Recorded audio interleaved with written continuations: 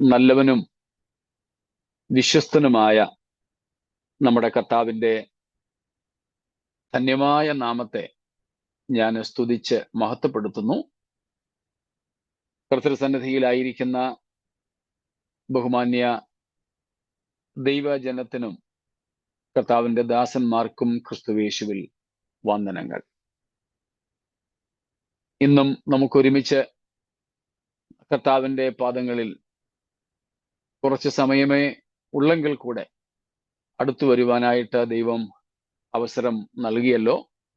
ദൈവത്തിന് സ്തോത്രം ചെയ്യുകയാണ്.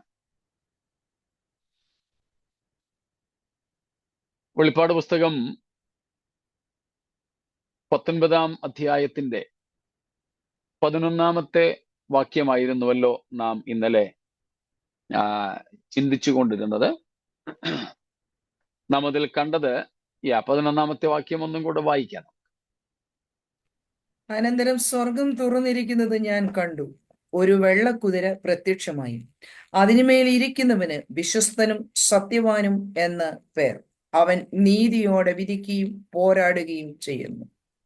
സ്തോത്രം. ഒരു വെള്ളക്കുതിര. യേശു ക്രിസ്തുവിന്റെ ഈ ലോകത്തിലേക്കുള്ള രണ്ടാമത്തെ പ്രത്യക്ഷത. വെള്ളക്കുതിര ജയത്തെ കാണിക്കുന്നു. White horse represents victory. കഴിഞ്ഞ ദിവസവും ഞാൻ പറഞ്ഞതുപോലെ റോമ പട്ടാള മേധാവികൾ, റോമൻ ജനറൽസ്, മിക്കവാറും അവർക്ക് മറ്റ് രാജ്യങ്ങളുമായിട്ടൊക്കെ യുദ്ധം ഉണ്ടായിരുന്നു. അങ്ങനെ മറ്റ് ജാതികളെ അല്ലെങ്കിൽ രാജ്യങ്ങളെ കീഴ്പ്പെടുത്തുന്ന ജനറൽസിനെ ആദരിക്കാൻ വെള്ളക്കുതിരപ്പുറത്ത് കയറ്റി ഒരു പ്രൊസഷനായിട്ട്, ഒരു ജാഥയായിട്ട് കൊണ്ടുപോകുന്ന, അതോടനുബന്ധിച്ച് വേറെ ഒത്തിരി കാര്യങ്ങളൊക്കെ ഉണ്ട്. 2 കൊരിന്ത്യർ 2-ാം അധ്യായം 14-15 വാക്യങ്ങളിൽ പറയുന്ന കാര്യങ്ങളൊക്കെ ആ പ്രൊസഷനുമായി ബന്ധപ്പെട്ട കാര്യങ്ങളാണ്. അത് മറ്റേതെങ്കിലും സമയത്ത് നമുക്ക് ഒരുപക്ഷെ ചിന്തിക്കുവാൻ ഇടയാകട്ടെ. മരണത്തിൽ നിന്ന് മരണത്തിലേക്കുള്ള വാസന എന്നൊക്കെ പറയുന്ന ആ വാസനയും കാര്യങ്ങളും ഒക്കെ അതുമായി ബന്ധപ്പെട്ടതാണ്. അപ്പം അങ്ങനെ ജയാളികളായ റോമൻ പട്ടാള മേധാവികളെ വെള്ളക്കുതിരപ്പുറത്ത് കയറ്റി എഴുന്നള്ളിച്ചു കൊണ്ടുപോകുന്ന അവസ്ഥകൾ മനസ്സിലാകുന്ന ജനതയ്ക്ക് അതേ രീതിയിൽ കർത്താവ് കാണിച്ചു കൊടുത്തതു യേശു ക്രിസ്തു വെള്ളക്കുതിരപ്പുറത്ത് കയറി വരുന്നത്. സ്തോത്രം. ക്രിസ്തുവിന്റെ ജയത്തെ, ജയാളിത്വത്തെയാണ് അത് കാണിക്കുന്നത്. ജയാളിയായി ക്രിസ്തു വരുന്നു. സ്വർഗം തുറന്നിരിക്കുന്ന കാര്യം നമ്മൾ കണ്ടു. പ്രത്യേകിച്ച് നാം വെളിപ്പാട് പുസ്തകം 4-ാം അധ്യായത്തിന്റെ 1-ാമത്തെ വാക്യത്തിലും 11-ാം അധ്യായത്തിന്റെ 19-ാമത്തെ വാക്യത്തിലും 15-ാം അധ്യായത്തിന്റെ 5-ാമത്തെ വാക്യത്തിലും 4 verse 1, 11:19 and 15:5 ഇവിടങ്ങളിലെല്ലാം തുറന്ന സ്വർഗത്തെക്കുറിച്ച് നാം കാണുന്നുണ്ട്.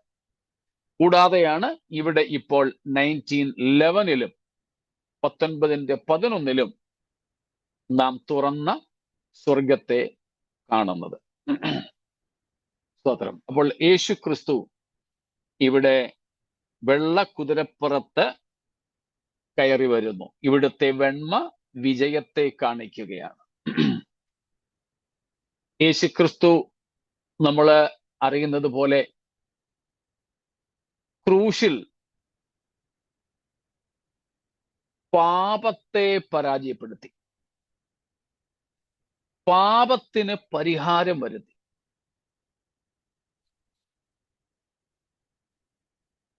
പാപമായിരുന്നു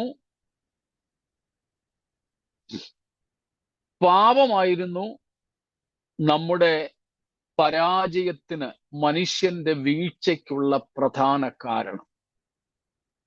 അതിന് ക്രിസ്തു ക്രൂശിൽ പരിഹാരം വരുത്തി.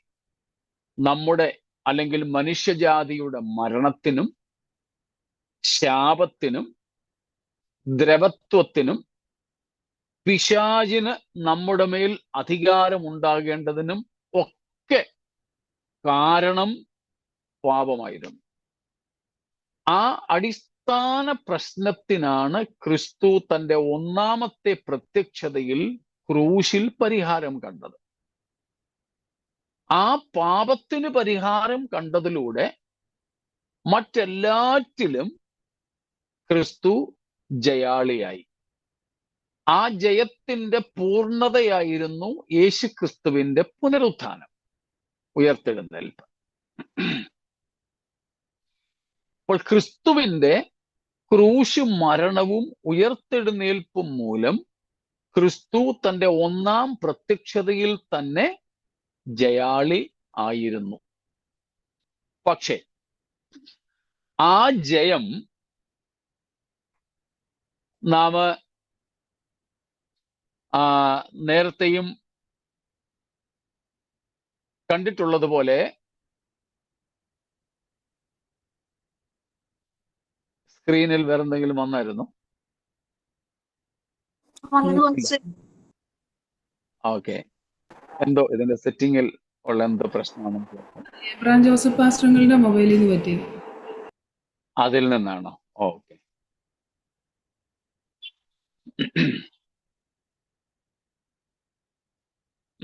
അപ്പം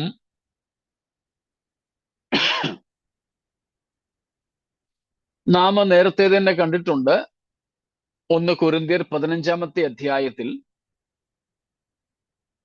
തോൽപ്പിക്കപ്പെട്ട ശത്രുക്കൾ എന്നാൽ പൂർണ്ണമായും നീക്കപ്പെട്ടിട്ടില്ല. തോൽപ്പിക്കപ്പെട്ട ശത്രുക്കൾ പൂർണ്ണമായും നീക്കപ്പെട്ടിട്ടില്ല. പാപം തന്നെ ഉദാഹരണം. പാപത്തിന് പരിഹാരം വരുത്തിയെന്നേ ഉള്ളൂ. പഴയ നിയമത്തിൽ ഇസ്രായേൽ മക്കളുടെ മരുഭൂമിയിലെ യാത്രാമധ്യത്തിൽ അവരെ അഗ്നിസർപ്പങ്ങൾ കടിച്ചു. ദൈവം അതിന് പരിഹാരം വരുത്തി. പക്ഷെ അഗ്നിസർപ്പങ്ങളെ നീക്കിയായിരുന്നോ? ഇല്ല. അഗ്നിസർപ്പങ്ങളെ നീക്കുന്നതിന് പകരം അതിന് പരിഹാരമായിട്ട് പിച്ചള സർപ്പത്തെ ഉയർത്തി. അത് യേശുക്രിസ്തുവിന്റെ ക്രൂശീകരണത്തിന് മാതൃകയാണെന്ന് യോഹന്നാന്റെ സുവിശേഷത്തിൽ നമ്മൾ വായിക്കുന്നു. ഇതുപോലെ ക്രിസ്തു ക്രൂശിൽ പാപത്തിന് പരിഹാരം വരുത്തി. പക്ഷേ പാപത്തെ എന്ത് ചെയ്തിട്ടില്ല? നീക്കിയിട്ടില്ല. യേശുക്രിസ്തു പിശാചിനെ തോൽപ്പിച്ചു. പക്ഷേ പിശാചിനെ നീക്കിയിട്ടില്ല. മരണത്തെ കർത്താവ് തോൽപ്പിച്ചു. എന്നാൽ മരണത്തെയും കർത്താവ് നീക്കിക്കളഞ്ഞില്ല. അങ്ങനെ പ്രധാനപ്പെട്ട 2-3 ശത്രുക്കളുടെ പേര് ഞാൻ പറഞ്ഞു എന്നേ ഉള്ളൂ. ക്രൂശിൽ യേശു വിജയം വരിച്ചു. പാപത്തിന്, മനുഷ്യന്റെ സാർവത്രികമായ പ്രശ്നത്തിന് പരിഹാരവും വരുത്തി.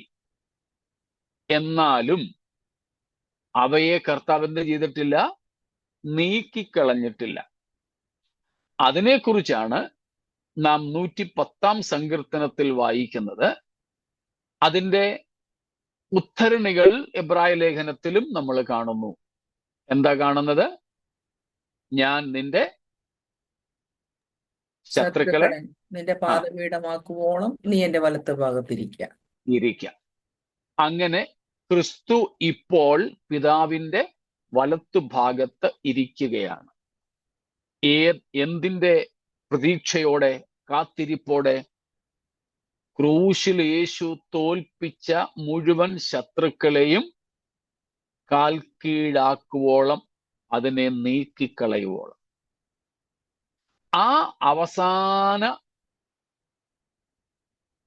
ശത്രുക്കളുടെ തുടച്ചു നീക്കലിന് വേണ്ടി ഇപ്പോൾ യേശു എഴുന്നേറ്റു. അതിൻ്റെ ആദ്യ ഘട്ടമായി ദൈവസഭയെ ഇവിടെ നിന്നും തൻ്റെ അടുക്കലേക്ക് ചേർത്തു. പ്രതിഫലങ്ങളൊക്കെ വിഭജിച്ച് നൽകി. എന്നിട്ട് സ്വർഗത്തിലെ സകല സൈന്യവുമായി ക്രിസ്തു ഇപ്പോൾ ക്രൂശിലെ വിജയത്തിന്റെ പൂർണ്ണമായ ആധിപത്യം നടപ്പിലാക്കേണ്ടതിനായി വരികയാണ്.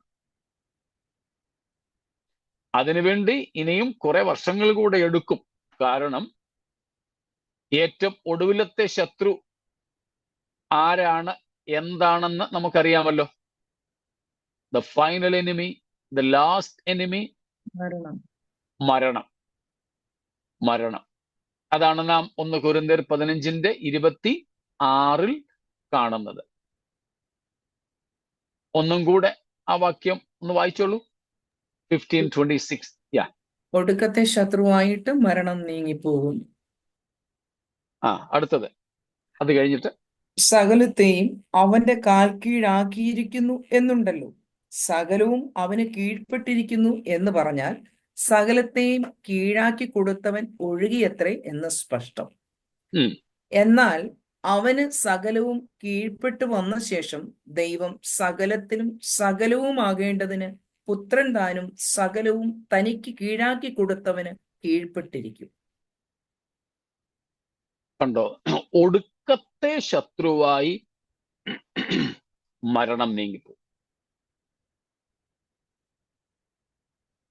എല്ലാം അവന് കീഴ്പ്പെട്ടു വന്ന ശേഷം, ഇപ്പോൾ എല്ലാം കർത്താവിന് കീഴ്പ്പെട്ടു വന്നിട്ടുണ്ടോ? ഇല്ല.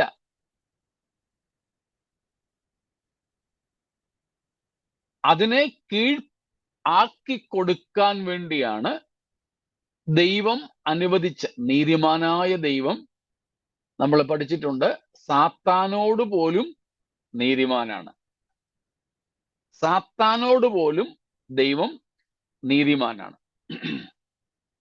അതുകൊണ്ട് അവയ്ക്കൊക്കെ ദൈവം തൻ്റെ ബഹുവിധമായ ജ്ഞാനത്തിൽ അനുവദിച്ചു കൊടുത്തിട്ടുള്ള സമയം തീരുന്നതുവരെ പിതാവ് പുത്രനോട് പറഞ്ഞിരിക്കുക, നീ എൻ്റെ വലത്ത് ഭാഗത്തിരിക്കുക. ഇപ്പോൾ 1, 2, 3 എന്ന നിലയിൽ ഈ ശത്രുക്കളെയെല്ലാം കർത്താവിൻ്റെ കാൽക്കീഴ് ആക്കി കൊടുക്കുന്ന കാലഘട്ടം തുടങ്ങിയിരിക്കുകയാണ്. അതിനുവേണ്ടി കർത്താവ് ഇപ്പോൾ ഭൂമിയിലേക്ക് തൻ്റെ സകല സൈന്യവുമായിട്ട് ഇറങ്ങി വരുന്നു. ചിലർ കരുതുന്നുണ്ട് അവിടെ പറയുന്ന സ്വർഗത്തിലെ സൈന്യം എന്നതുകൊണ്ട് അർത്ഥമാക്കുന്നത് മഹാപീഡനകാലത്തെ രക്തസാക്ഷികളാണെന്ന്. അല്ല, മഹാപീഡനകാലത്തെ രക്തസാക്ഷികൾ അല്ല അവിടുത്തെ സൈന്യമെന്ന് പറയുന്നത്. കാരണം മഹാപീഡനകാലത്തെ രക്തസാക്ഷികളുടെ ഉയർത്തെഴുന്നേൽപ്പ് നടക്കുന്നത് ഈ സംഭവത്തിന് ശേഷമേ ഉള്ളൂ. 20-ാം അധ്യായം 4 മുതൽക്കുള്ള വാക്യങ്ങളിൽ നമ്മൾ അതാ കാണുന്നത്. So the host of heaven here is not the tribulation saints as some people think, because their resurrection itself will have to take place only after this particular event.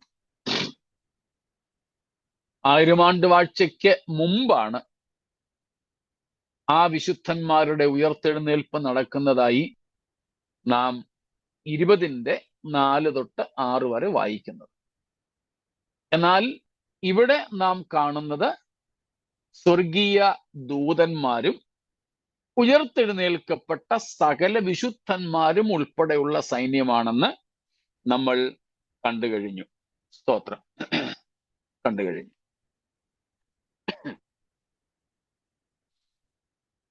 കാരണം മത്തായി 26-ാമത്തെ അധ്യായത്തിലും നാം കാണുന്നുണ്ട്. 26-ന്റെ 53-ാമത്തെ വാക്യത്തിലാണ് 26:53 of മാത്യു.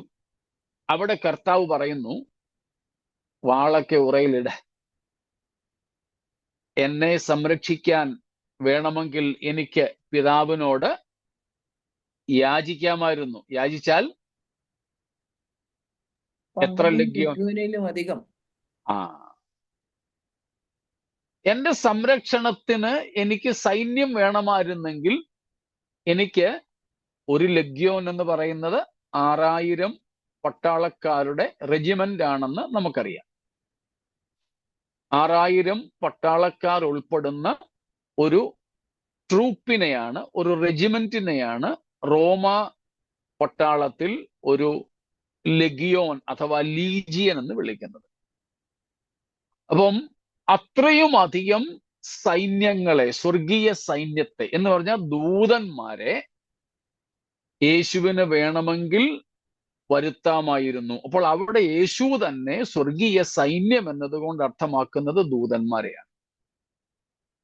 അപ്പോൾ ദൂതന്മാരും വിശുദ്ധന്മാരും ഉൾപ്പെടുന്ന സൈന്യമാണ് ഇറങ്ങി വരുന്നത് ക്രിസ്തുവിനോട് കൂടെ. അവരും എല്ലാവരും ജയാളികളാണ്. അതാണ് നാം ഈ 11-ാമത്തെ വാക്യത്തിൽ കാണുന്നത്. 11-ാമത്തെ വാക്യത്തിൽ എന്നിട്ട് നാം കാണുന്നു യെശയ്യാ പ്രവചനം 11-ാമത്തെ അധ്യായത്തിന്റെ 3 തൊട്ട് 5 വരെയുള്ള വാക്യങ്ങളിലും ഇതിനോട് സമാനമായ കാര്യങ്ങൾ കാണുന്നുണ്ട്. ഐശയ്യാ 11:3-5 എളുപ്പം ഒന്ന് വായിച്ചേരാം. അവന്റെ പ്രമോദം യഹോവ ഭക്തിയിൽ ആയിരിക്കും. അവൻ കണ്ണുകൊണ്ട് കാണുന്നത് പോലെ ന്യായപാലനം ചെയ്യുകയില്ല, ചെവി കൊണ്ട് കേൾക്കുന്നത് പോലെ വിധിക്കുകയുമില്ല. അവൻ ദരിദ്രന്മാർക്ക് നീതിയോടെ ന്യായം പാലിച്ചു കൊടുക്കുകയും ദേശത്തിലെ സാധുക്കൾക്ക് നേരോടെ വിധി കൽപ്പിക്കുകയും ചെയ്യും. തന്റെ വായ് എന്ന വടി കൊണ്ട് അവൻ ഭൂമിയെ അടിക്കും. തന്റെ അധരങ്ങളുടെ ശ്വാസം കൊണ്ട് ദുഷ്ടനെ കൊല്ലും. നീതി അവന്റെ നടുക്കെട്ടും വിശ്വസ്തത അവന്റെ അരക്കച്ചിയും ആയിരിക്കും. യേശുക്രിസ്തുവിന് ഇവിടെ കൊടുത്തിരിക്കുന്ന പേര് വെളിപ്പാട് 19:11 വിശ്വസ്തനും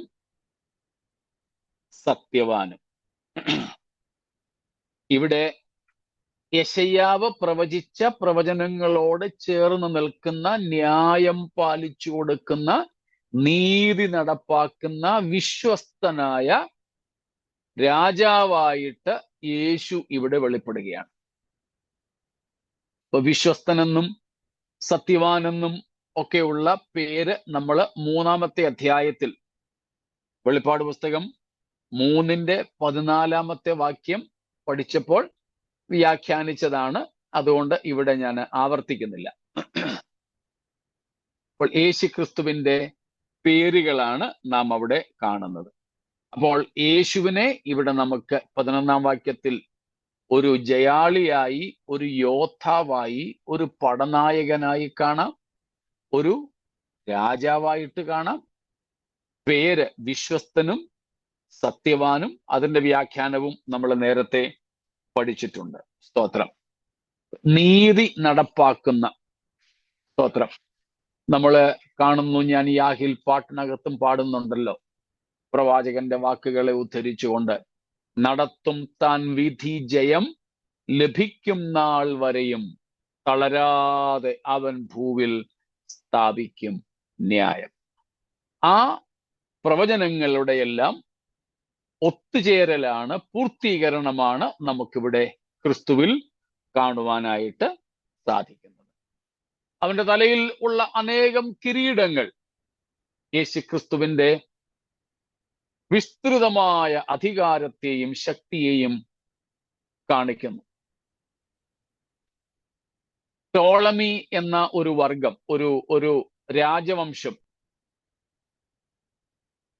ഈജിപ്തിൽ ഭരണം നടത്തിയിരുന്നു. ടോളമി, PTO ആണ് കേട്ടോ, P ക്യാപ് സൈലന്റ് ആണ്. ടോളമി. ആ ടോളമി അതൊരു രാജവംശമാണ്. ആ ടോളമി രാജാക്കന്മാർ അവരിൽ ചിലര് 2 കിരീടങ്ങൾ ധരിച്ചിരുന്നതായിട്ട് ചരിത്രകാരന്മാര് പറയുന്നുണ്ട്. ഒന്ന് ഈജിപ്തിൻ്റെതും മറ്റത് അവർ പിടിച്ചടക്കിയ യൂറോപ്പ് തുടങ്ങിയ ചില രാജ്യങ്ങളുടെ. അപ്പം 2 സാമ്രാജ്യങ്ങൾ അല്ലെങ്കിൽ 2 രാജ്യങ്ങളുടെ ഭരണമുള്ളവർ 2 കിരീടങ്ങൾ വെച്ചിരുന്നതായി ചരിത്രകാരന്മാർ പറയുമ്പോൾ യേശുക്രിസ്തുവിന്റെ തലയിൽ അനേകം രാജമുടികൾ എന്ന് പറഞ്ഞാൽ ആകാശത്തിന് കീഴിൽ ഉള്ള സകല ജാതികളുടെ മേലും സകല രാജ്യങ്ങളുടെ മേലും യേശുക്രിസ്തുവിനുള്ള പരമാധികാരത്തെയാണ് വെളിപ്പെടുത്തുന്നത്. പരമാധികാരത്തെ. സ്തോത്രം. അത് നേരത്തെ പറഞ്ഞതുപോലെ ക്രിസ്തുവിന്റെ തലയിൽ ഇരിക്കുന്ന ആ കിരീടങ്ങൾക്ക് കൊടുത്തിരിക്കുന്ന പേര് ഡയാഡിമ എന്നാണ്. ഡയാഡീം, അത് രാജകിരീടം, റോയൽ ക്രൗൺസ്. ജയാളികൾക്കുള്ള വിക്ടേഴ്സിന് ഉള്ള കിരീടത്തിന്റെ പേര് സ്റ്റെഫനോസ് എന്നാണ്. സ്തോത്രം. ഇവിടെ യേശുവിന്റെ തലയിൽ ഇരിക്കുന്നത് വെറും ജയാളികളുടെ കിരീടമല്ല, പകരം രാജ കിരീടമാണ്. അത് ക്രിസ്തുവിന്റെ ഭരണത്തെ, അധികാരത്തെ, ശക്തിയെ കാണിക്കുന്നു. 11-ാം വാക്യത്തിൽ മറ്റെന്തെങ്കിലും സംശയങ്ങളുണ്ടോ?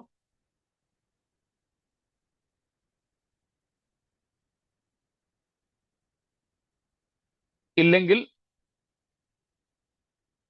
ഒന്നുമില്ല. എങ്കിൽ 12-ാമത്തെ വാക്യവും കൂടെ നമുക്ക് വായിക്കാം. Verse 12. His eyes are like a flame of fire, and on his head are many diadems, and he has a name written that no one knows but himself. അതിലെ കിരീടങ്ങളുടെയും കണ്ണിന്റെയും ഒക്കെ വിവരണം നമ്മൾ നേരത്തെ തന്നെ നടത്തിയത് കൊണ്ട് അതിലേക്ക് വരുന്നില്ല. അവിടെ ഇന്നലെ ചോദിച്ചൊരു ചോദ്യം മാത്രം നോക്കിക്കൊണ്ട് നമുക്ക് നിർത്താം. നമ്മുടെ സാധാരണ സമയം ആയി എന്ന് ഞാൻ മനസ്സിലാക്കുന്നു. എന്നാൽ ഇതിനും കൂടെ മാത്രം ഇന്നലത്തെ ചോദ്യത്തിന്റെ മറുപടി എന്ന വണ്ണം ഇതിന്റെ വ്യാഖ്യാനം പറഞ്ഞ് നമുക്ക് നിർത്താം. അവിടെ ഒരു കാര്യം മാത്രമേ ഉള്ളൂ നമുക്ക് ചിന്തിക്കാനായിട്ട്. യേശുക്രിസ്തുവിന്റെ ഒരു നാമം, ആ പേരിനെ കുറിച്ച് പറയുന്നത് no one knows except himself. കർത്താവിനല്ലാതെ വേറെ ആർക്കും അറിയാൻ ഒക്കാത്ത അല്ലെങ്കിൽ അറിയാത്ത ഒരു നാമം. an unknown name, a secret name, maybe a mysterious name. ഒരു അജ്ഞാത നാമം, ഒരു മാർമികമായ നാമം, ഒരു രഹസ്യപൂർണമായ നാമം. അപ്പം അത് കർത്താവിനല്ലാതെ വേറെ ആർക്കും അറിയത്തില്ലെന്ന് പറഞ്ഞതുകൊണ്ട് ഒറ്റ വാക്കിൽ അതിൻ്റെ അർത്ഥം നമുക്കും അറിയത്തില്ലെന്ന് തന്നെ. ഒറ്റ വാക്കിൽ അർത്ഥം അത്രേ ഉള്ളൂ. എന്നാൽ അതിൻ്റെ ചില സാധ്യതകൾ ചിലർ പറയുന്നു, മേ ബി ദിസ് ഈസ് കുറിയോസ്. കുറിയോസ് എന്ന് പറഞ്ഞാൽ ലോർഡ് അഥവാ കർത്താവ് എന്നാണ് അർത്ഥം.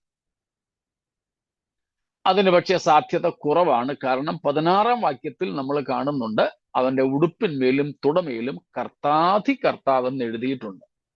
അതപ്പോ പരസ്യമായ നാമമാണ്.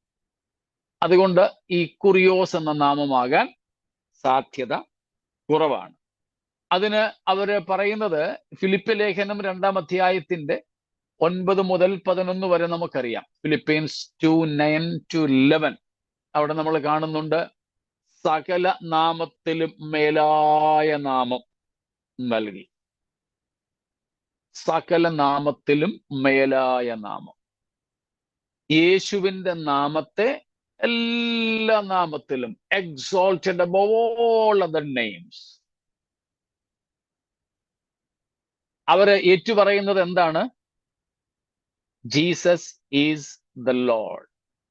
യേശു കർത്താവ് എന്ന് ഏറ്റുപറയും.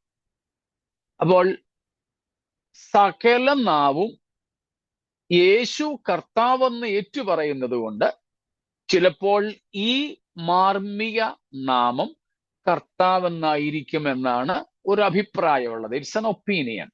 പക്ഷെ അതിന് സാധ്യത ഇല്ല. കാരണം യേശു കർത്താധി കർത്താവെന്ന് പരസ്യമായി എഴുതിയിരിക്കുന്ന നാമമാണ്. രണ്ടാമത് ഒരു സാധ്യത ഉള്ളത് അതിനെക്കുറിച്ച് പറയുന്നത്,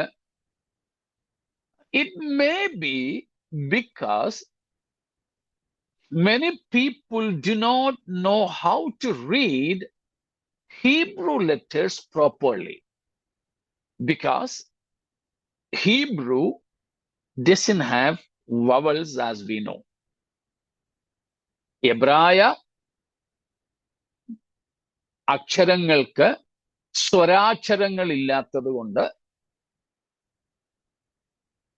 എബ്രായ പേരുകൾ പല നിലകളിൽ, അല്ലെങ്കിൽ എബ്രായ അക്ഷരങ്ങളെ പല നിലകളിലാണ് പലരും വായിക്കാറുള്ളത്. ഉദാഹരണത്തിന് യഹോവ എന്ന നാമം നമ്മൾ തന്നെ പല നിലകളിലാണല്ലോ ഉച്ചരിക്കാറ്. ചിലർ യഹോവ എന്ന് തന്നെ പറയും, ചിലർ യാഹുവേ എന്ന് പറയും. എഴുതുന്നതും പല നിലകളിലാണല്ലോ.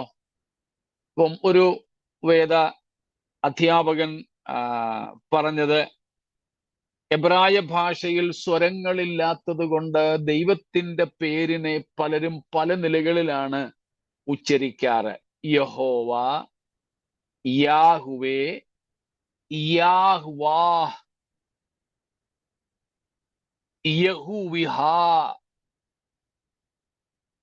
ഇങ്ങനെയൊക്കെ പല നിലകളിൽ യാഹുവേ എന്നെഴുതുന്നതിനെ ഓരോരുത്തരും അവരുടെ ചിന്താഗതികൾക്കനുസരിച്ച് വായിക്കാറുണ്ട്. ഒരു പക്ഷേ ഇതാകാം അവനല്ലാതെ വേറെ ആർക്കും ഈ എഴുതപ്പെട്ട നാമം അറിയില്ല എന്ന് പറയാനുള്ള കാരണം. പക്ഷെ അതിനുമുള്ള സാധ്യത കുറവാണ്. അടുത്തത് നമുക്ക് മനസ്സിലാക്കാനായിട്ട് സാധിക്കുന്നത്, ഏതായാലും ഇത് രഹസ്യനാമമായതുകൊണ്ട് അത് രഹസ്യമെന്ന് തന്നെ മനസ്സിലാക്കുന്നതാണ്. കൂടാതെ യേശുവിന്റെ ഈ നാമം രഹസ്യമായി വെക്കുന്നു എന്നതിന് മറ്റൊരു പ്രാചീന ഏൻഷ്യന്റായ ഒരു കൊണോട്ടേഷൻ, ഒരർത്ഥം. എന്ന് വെച്ചാൽ ഒരാളിന്റെ പേര് ചോദിക്കുക, പേര് പറയുക എന്നൊക്കെ പറഞ്ഞാൽ ആ ആളിന്റെ മേൽ ആധിപത്യം പുലർത്തുക എന്നുള്ളതാണ്. ഒരാൾ തന്റെ പേര് പറയാതിരിക്കുക എന്ന് പറഞ്ഞാൽ ആ ആളിന്റെ പരമാധികാരത്തെയും കാണിക്കുന്നു. Got it?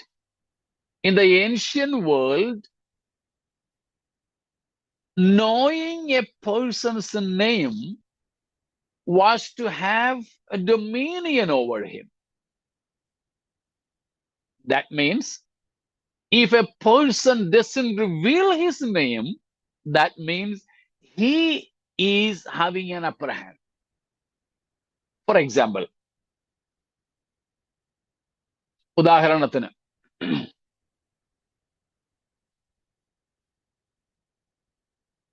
നമ്മുടെ പഴയ നിയമത്തിലെ യാക്കോബ് ദൂതനുമായിട്ട് മല്ലുപിടിച്ചു. Wrestling, maybe for the whole night. ഏറ്റവും ഒടുവിൽ ദൂതൻ യാക്കോബിനോട് ചോദിച്ചു, നിന്റെ പേരെന്താ? അവൻ അവന്റെ പേര് പറഞ്ഞു. തിരിച്ച് യാക്കോബ് അവനോട് പേര് ചോദിച്ചു. പക്ഷേ പേര് പറഞ്ഞില്ല. അതുപോലെ തന്നെ ജെനസിസ് 32:39 32:39 ദൂതൻ യാക്കോബിനോട് പേര് പറഞ്ഞില്ല. അതുപോലെ തന്നെ മനോഹയുടെ അടുക്കൽ, അല്ലെങ്കിൽ മനോഹയുടെ ഭാര്യ, നമ്മുടെ ശിംശോന്റെ മാതാപിതാക്കളുടെ അടുക്കൽ ദൂതൻ വന്നു, കാര്യങ്ങളൊക്കെ പറഞ്ഞു. ദൂതനോട് പേര് ചോദിച്ചു. പേര് പറഞ്ഞോ? ഇല്ല. ആശ്ചര്യമായിരിക്കുന്നു ആ, ചോദിച്ചു. പേര് പറഞ്ഞില്ല, പേര് വെളിപ്പെടുത്തിയില്ല. അപ്പൊ ഇത് പ്രാചീന ലോകത്തിലെ ഒരു സംസ്കാരമെന്ന് വേണമെങ്കിൽ പറയാം. എന്ന് വെച്ചാൽ പേര് വെളിപ്പെടുത്താത്തയാള് സുപ്പീരിയർ ആണ്, പേര് വെളിപ്പെടുത്താത്തയാള് ഉന്നതനാണ്. ഇവിടെ യേശുക്രിസ്തുവിനെ എല്ലാവരെക്കാളും ഉന്നതൻ എന്ന നിലയിൽ കാണിക്കുന്നതിന് വേണ്ടി ഈ ഒരു പ്രയോഗം ഇവിടെ നടത്തിയിരിക്കുന്നതാകാൻ സാധ്യതയുണ്ട്. അതിനോട് നമുക്ക് കൂടുതൽ യോജിക്കുവാനായിട്ട് സാധിക്കും. അപ്പൊ ഉൽപ്പത്തി ഈ 32:39 ന്യായാധിപന്മാർ ജഡ്ജസ് 13:18 13:18 നമുക്ക് അങ്ങനെയുള്ള ആശയങ്ങളെ കാണുവാൻ കഴിയും. മറ്റൊരു ആശയം കൂടെ ഇതിനകത്തുള്ളത്, സ്തോത്രം, യേശുക്രിസ്തുവിന്റെ എന്തോ ജെനസിസ് 32:39 എന്നാണോ പറഞ്ഞു പാസ്റ്ററെ? അതെ, അത് 32-ന് 27-28 ആണ്. ഓക്കെ, ഞാൻ അപ്പം നോട്ട് ചെയ്തതിൽ തെറ്റിപ്പോയതാ. ഒന്ന് വായിച്ചു വേണമെങ്കിൽ. നിന്റെ പേരെന്തെന്ന് അവനോട് ചോദിച്ചതിന് യാക്കോബ് എന്ന് അവൻ പറഞ്ഞു. നീ ദൈവത്തോടും മനുഷ്യരോടും മല്ല് പിടിച്ച് ജയിച്ചതുകൊണ്ട് നിന്റെ പേർ ഇനി യാക്കോബ് എന്നല്ല ഇസ്രായേൽ എന്ന് വിളിക്കപ്പെടും എന്ന് അവൻ പറഞ്ഞു. തിരിച്ച് 29 യാക്കോബ് അവനോട് നിന്റെ പേര് എനിക്ക് പറഞ്ഞു തരണം എന്നപേക്ഷിച്ചത്.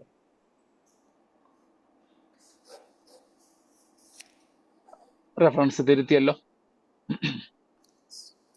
Okay, thank you. അപ്പം പ്രാചീന ലോകത്തിൽ ഇങ്ങനത്തെ ഒരു നടപ്പുണ്ടായിരുന്നു. നമ്മുടെ ഇടയിലും സമാനമായ കാര്യങ്ങളൊക്കെ ഉണ്ട്.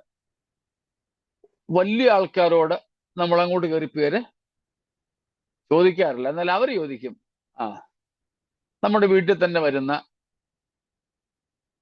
ഒരു അങ്കിൾ നമ്മുടെ വീട്ടിലുള്ള കുട്ടിയോട് മോന്റെ പേരെന്താ, തിരിച്ച് ആ കുട്ടി ചോദിക്കാറില്ല അങ്കിളിന്റെ പേരെന്തുവാന്ന്. ചില കുഞ്ഞുങ്ങളൊക്കെ ചിലപ്പം ചോദിക്കാറുണ്ടെന്നുള്ളൂ. എന്നാൽ പൊതുവെ സാധാരണ അല്ലത്, അങ്ങോട്ട് കയറി ചോദിക്കത്തില്ല. ഇന്നും അങ്ങനെയുണ്ട്. അപ്പോൾ ഇവിടെ ക്രിസ്തുവിന്റെ ആ ഒരു സുപ്രീമസിയെ, ക്രിസ്തുവിന്റെ ആ മേൽക്കോയ്മയെ, ക്രിസ്തുവിന്റെ ഉയർച്ചയെ, ക്രിസ്തുവിന്റെ ശ്രേഷ്ഠതയെ കാണിക്കുന്നതിന് ഇങ്ങനെ പറഞ്ഞിരിക്കുന്നതാകാം. കൂടാതെ മറ്റൊരു കാര്യമുള്ളത്, യേശുക്രിസ്തു നിത്യത മുഴുവനും അപ്രമേയനാണ്, നമ്മുടെ പ്രമേയത്വത്തിന് അതീതനാണ് എന്ന് കാണിക്കുന്നതിന് വേണ്ടിയാണ്. നമുക്ക് ഗ്രഹിപ്പാൻ കഴിയുന്നതിനും അതീതനാണ്. സ്തോത്രം. ഇന്ന് തന്നെ ഇപ്പോൾ നമുക്ക് ഏതായാലും ദൈവത്തെ പൂർണ്ണമായും അറിയാൻ കഴിഞ്ഞിട്ടില്ല. പൗലോസ് പറയുന്നത് പോലെ ഭാഗികമായി, അംശമായി മാത്രമേ നാം അറിയുന്നുള്ളൂ.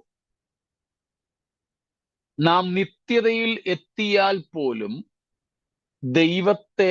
ദൈവത്തിന്റെ പൂർണ്ണതയിൽ ഗ്രഹിക്കുവാൻ നമുക്ക് കഴിയാതെ വന്നേക്കാം എന്ന ഒരു സൂചനയാണ് നമുക്കിവിടെ.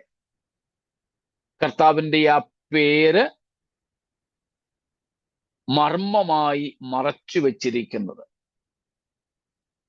ക്രിസ്തുവിന്റെ അപ്രമേയത്വത്തെ കാണിക്കുന്നതിന്. Even in eternity we may not be able to comprehend God completely as he is in his fullness. This may be a bit description or just a pointing to that point. ആ വിഷയത്തെ ഒരുപക്ഷെ നമുക്ക് സൂചിപ്പിച്ചു തരുന്നതാകാം ഇത്. സ്തോത്രം. നിത്യതയിൽ പോലും നമ്മുടെ കർത്താവിനെ നമുക്ക് പൂർണ്ണമായും ഗ്രഹിപ്പാൻ കഴിയുന്നതിനും അതീതനായിരിക്കും എന്ന കാര്യം. സ്തോത്രം. അപ്പോൾ നമ്മുടെ കർത്താവിന്റെ അപ്രമേയത്വത്തെ ഇപ്പോൾ നമ്മൾ ആ കാര്യം നന്നായിട്ട് തിരിച്ചറിയുന്നുണ്ട്. സ്തോത്രം. നമ്മളൊക്കെ പ്രസംഗങ്ങളിലും പാട്ടുകളിലും ഒക്കെ പറയാറുണ്ട്, നാം നിത്യതയിൽ എത്തിയാൽ പോലും കർത്താവിന്റെ സ്നേഹത്തെ മുഴുവനുമായി ഗ്രഹിക്കാൻ നമുക്ക് കഴിയില്ല. അതാണ് അവനല്ലാതെ വേറെ ആർക്കും അറിഞ്ഞുകൂടാത്ത നാമം എന്നതുകൊണ്ട് അർത്ഥമാക്കുന്നത്. ഒടുവിൽ പറഞ്ഞ രണ്ട് കാര്യങ്ങൾ അതിനോട്, ഈ വിഷയത്തോട് വളരെ ചേർന്ന് നിൽക്കുന്നതായി നമുക്ക് മനസ്സിലാക്കാം. ആദ്യത്തേത് അഭിപ്രായങ്ങളായി പഠന ഒരു രീതിയിൽ പറഞ്ഞു എന്നേ ഉള്ളൂ. എന്നാൽ ഒടുവിൽ പറഞ്ഞ രണ്ട് കാര്യങ്ങൾ, ഒന്ന്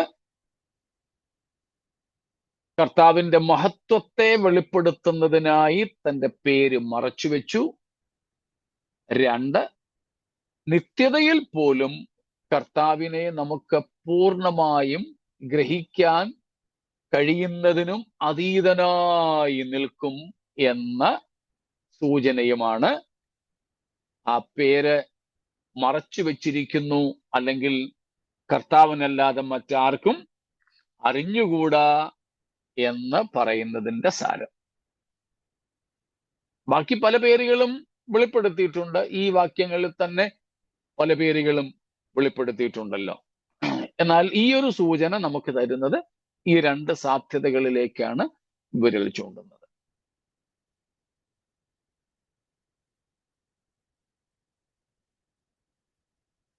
അപ്പം നമ്മുടെ കർത്താവിന്റെ ആ മഹത്വം, നമ്മുടെ കർത്താവിന്റെ ആഴം അത്രയ്ക്കും നമുക്ക് അറിയാൻ ഉള്ളവനാണ് കർത്താവെങ്കിൽ ഇപ്പോൾ നാം അവനെ എന്തറിയുന്നു? ഇപ്പോൾ നാം അറിയുന്നത് എത്ര എന്താണ് പറയുന്നത്, അംശമായിട്ട് മാത്രമാണ്. സ്തോത്രം. അതുകൊണ്ട് നമ്മുടെ കർത്താവിനെ ഗ്രഹിക്കുന്നതിന്, മനസ്സിലാക്കുന്നതിന്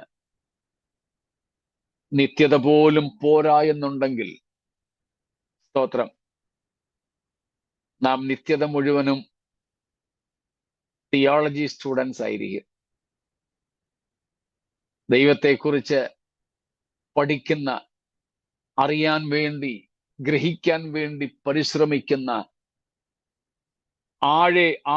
ആഴത്തിൽ കുഴിച്ചുകൊണ്ടിരിക്കുന്ന സ്തോത്രം വിദ്യാർത്ഥികളെ പോലെ ആയിരിക്കും. സ്തോത്രം. നിത്യത പോലും പോരാ നമ്മുടെ ദൈവത്തിന്റെ സ്നേഹത്തെ, ദൈവത്തിന്റെ ജ്ഞാനത്തെ അറിയാൻ. ഒരിക്കലും അവസാനിക്കാത്ത യുഗായുഗങ്ങൾ നാം കർത്താവിനോട് കൂടെ ആയിരിക്കുമ്പോഴും, സ്തോത്രം, നമുക്ക് പൂർണ്ണമായും നമ്മുടെ കർത്താവിനെ, കർത്താവിന്റെ ആളത്വത്തെ, കർത്താവിന്റെ മഹത്വത്തെ, നമ്മുടെ ദൈവത്തിന്റെ ശക്തിയെ, അവന്റെ സ്നേഹത്തെ നമുക്ക് ഗ്രഹിച്ചുകൂടായിരിക്കും. അപ്പോൾ നാം നിത്യത മുഴുവനും ആശ്രമത്തിൽ ഇങ്ങനെ പോയിക്കൊണ്ടേയിരിക്കും. നമുക്ക് അവിടെയും വിശ്രമിക്കാൻ സ്ഥലമുണ്ട്, സമയം ഉണ്ടാവില്ല. കാരണം നമ്മളെ കർത്താവിനെ അറിഞ്ഞുകൊണ്ടേയിരിക്കും. സ്തോത്രം, അറിഞ്ഞുകൊണ്ടേയിരിക്കും. ഇത്രയും കാര്യങ്ങള് വ്യക്തമാണോ? എന്തെങ്കിലും ചോദ്യങ്ങളുണ്ടോ ഇതുവരെ? ഈ 2 വാക്യങ്ങൾ 11, 12.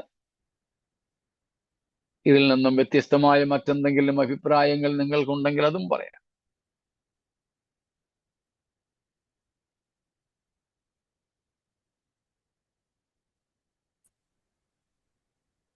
മത്തായി 11:27 ഭാഷ പറഞ്ഞൊരു ഇതാണ്. അവിടെ പറയുന്നത് പിതാവല്ലാതെ ആരും പുത്രനെ അറിയുന്നില്ല, പുത്രൻ വെളിപ്പെടുത്തി കൊടുക്കാൻ ഇച്ഛിക്കുന്നവനും അല്ലാതെ ആരും പിതാവിനെ അറിയുന്നില്ല. അപ്പം പിതാവല്ലാതെ ആരും പുത്രനെ അറിയുന്നില്ല. അതൊരു വലിയൊരു മർമ്മോ.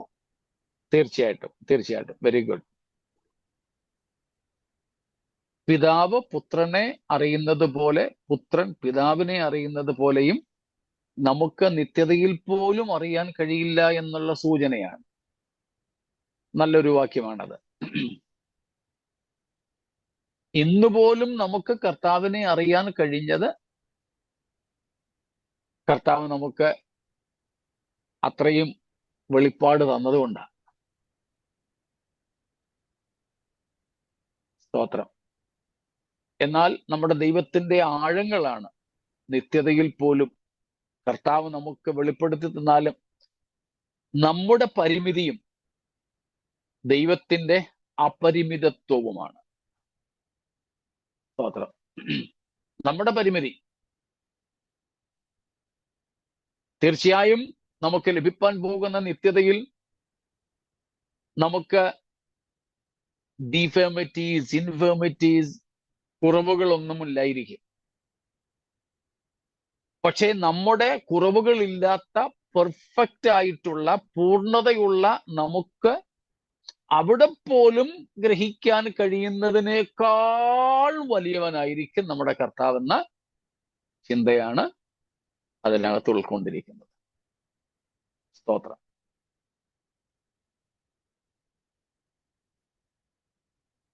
Praise God. മറ്റെന്തെങ്കിലും? ആ റെഫറൻസ് ഏതായിരുന്നു പാസ്റ്റങ്ങൾ പറഞ്ഞ? മത്തായി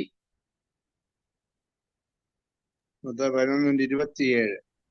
11:27. സ്തോത്രം. അതും കൂടെ ആ കൂട്ടത്തിൽ ചേർത്തുകൊള്ളുക.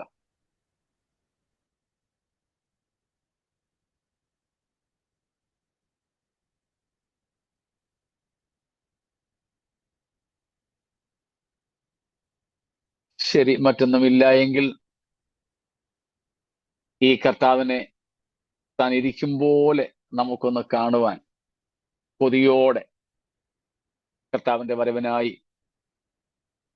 നോക്കിപ്പാർക്കാം. അപ്രത്യാശയോടെ നമുക്ക് ജീവിക്കാം. ഈ വചനങ്ങളാൽ ദൈവം നമ്മെ അനുഗ്രഹിക്കുമാറാകട്ടെ.